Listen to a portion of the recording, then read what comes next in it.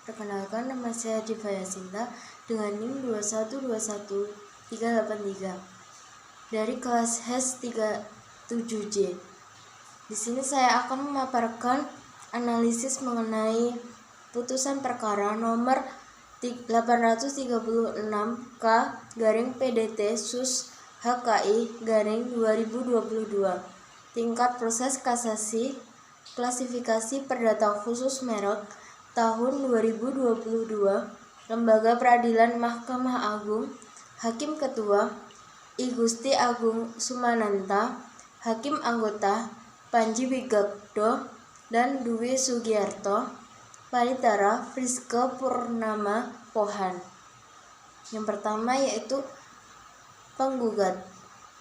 Penggugat yaitu Starbucks Corporation, suatu perseroan menurut UU Negara Amerika Serikat, diwakili oleh Sabrina Jenkins selaku SVP Deputy General Counsel and Secretary, berkedudukan di 2401 Utah Avenue, South Seattle, Washington 9.8.134 USA. Yang kedua yaitu tergugat. PT Sumatra Tobacco Trading Company, diwakili oleh Dani Ki selaku direktur, berkedudukan di Jalan Patimura nomor 3, Pematang Siantar, Sumatera Utara. Yang ketiga yaitu kronologi. Kasus bermula saat waralaba kedai kopi asal Amerika Serikat, Starbucks, menggugat salah satu perusahaan di Pematang Siantar, Sumatera Utara.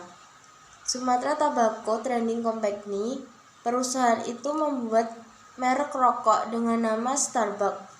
Sengketa ini terjadi antara Starbucks Corporation melawan PT Sumatra Tobacco Trading Company. Adalah sebuah perusahaan rokok di Indonesia.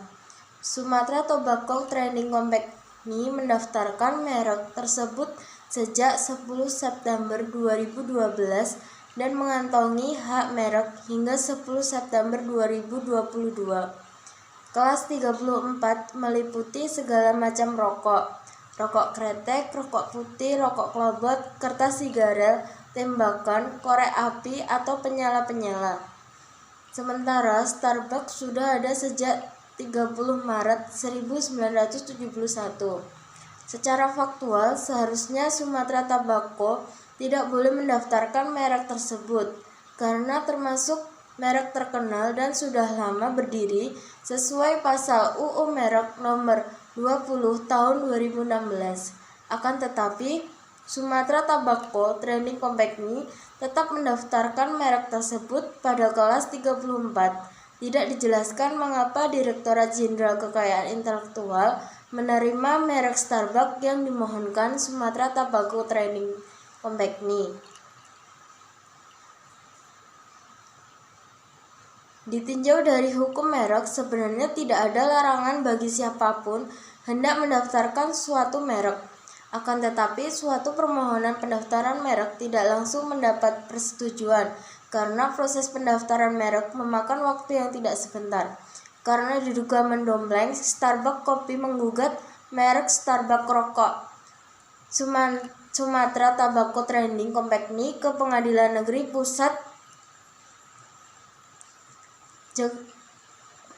Starbucks Corporation melaporkan PT Sumatra Tobacco Trading Company ke Pengadilan Negeri Jakarta Pusat setelah mendapati merek rokok Starbucks milik PT Sumatra Tobacco Trading. PT Sumatra Tobacco Company merupakan pihak yang secara sah dan terdaftar di Kementerian Hukum dan HAM RI, pemilik merek Starbucks dengan IDM 00342818 tertanggal pada 10 September 2012 hingga 10 September 2022 dengan kelas 34.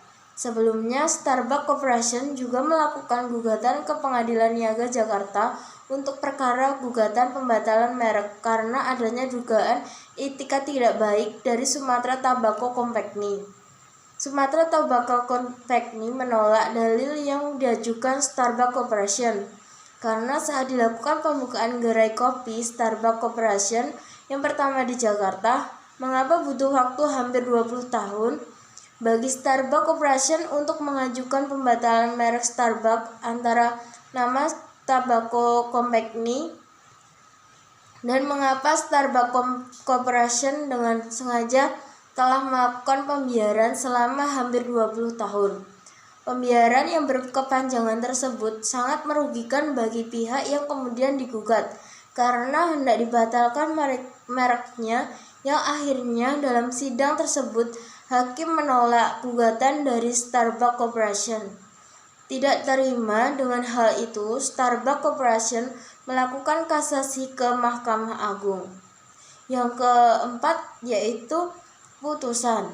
Dalam putusan ini, Mahkamah Agung berpendapat terdapat cukup alasan untuk mengabulkan permohonan kasasi dari pemohon kasasi Starbucks Corporation tersebut dan membatalkan putusan pengadilan niaga pada Pengadilan Negeri Jakarta Pusat nomor 51 PDT Sus merek 2021 PN Niaga Jakarta Pusat. Tanggal 23 Desember 2021.